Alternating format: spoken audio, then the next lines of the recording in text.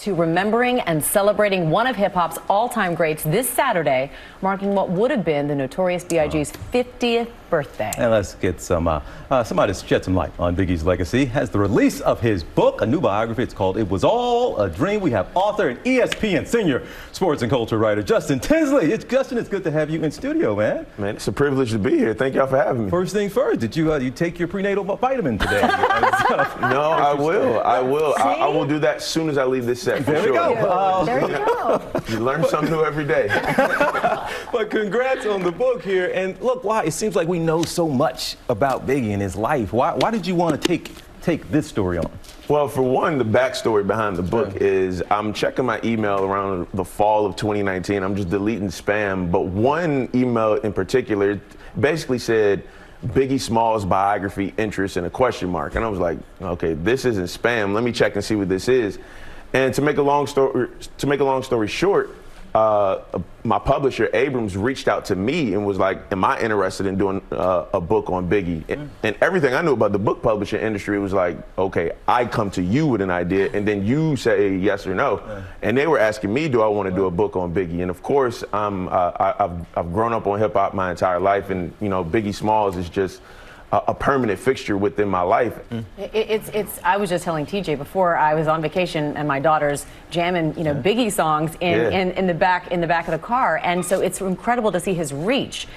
What is it about his legacy that keeps that love and respect going? Well, for one, you know, the music is timeless. I tell my wife all the time, one of these days, I'm gonna rent a brownstone in Brooklyn and I wanna recreate the One More Chance video. That's my favorite music video of all time. But yes, the music is timeless, but there's also an element of what if, like what could he have been? The fact that he would have only been 50 and he's been gone longer than he was actually here, that's the most powerful part about that. So, you know, everybody has their like favorite musician or musicians, and his or her music, it attaches to your ribs and to your soul. Like, you remember where you were when this song came out. You remember where you were when this performance happened. And it's the same thing with Biggie, and the fact that like he was only 24 years old when he passed. Wow. And I always tell people that in terms of musicians, his first album came out in September 1994. He was murdered in March 1997. That's not a long time, but there's no musician who did more with the less amount of time than I think Christopher Wallace, the Notorious B.I.G. And so that's why his legacy will always be there, because we see part of ourselves in his music, in his legacy, and like, I don't want to let that go. I'm not going to let that go, and I shouldn't let that go. What did you learn along the way, and what some nugget you can give us? You mentioned a second ago, like what can you talk about that people don't already know about his life?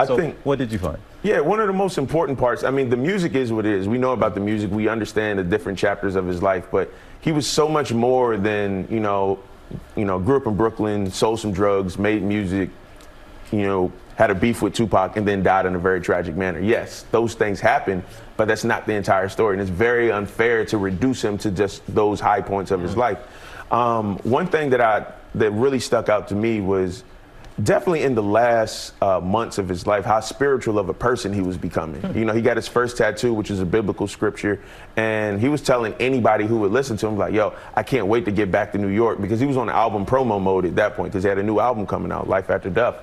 And he was telling anybody who would listen, like, I can't wait to get back home to New York. I want to take Tiana to the park, who is his daughter. I can't wait to be in CJ's life, who is his son. And he was like, I can't wait to be this. I want to be a suburban soccer dad. Like, when you think of Biggie Smalls, you don't really think suburban soccer dad. You do not. That's who he wanted to become. And like, fatherhood was so important to him. Friendship was so important to him. Loyalty to like his neighborhood and the people he grew up around was so important. And that's why when I speak to people who knew him personally, that's the thing that stands out the most. Yes, the music was great, but he was a great friend. And you know, when you're great to somebody, that's going to stick with, you know, that person for the rest of their life, and that will stick longer than a song ever could. People remember how you make them feel, yeah, right? Exactly, exactly. Justin, thank you so much for coming in studio, being with us today. I want to let everyone know It Was All a Dream is available everywhere books are sold. It's fascinating. Thank you so much. Thank you so much. Congratulations. Thank you. All right. Well, hey there, GMA fans. Robin Roberts here. Thanks for checking out our YouTube channel. Lots of great stuff here. So go on, click the subscribe button right over here. to get more of awesome videos and content from GMA every day, anytime. We thank you for watching, and we'll see you in the morning on GMA.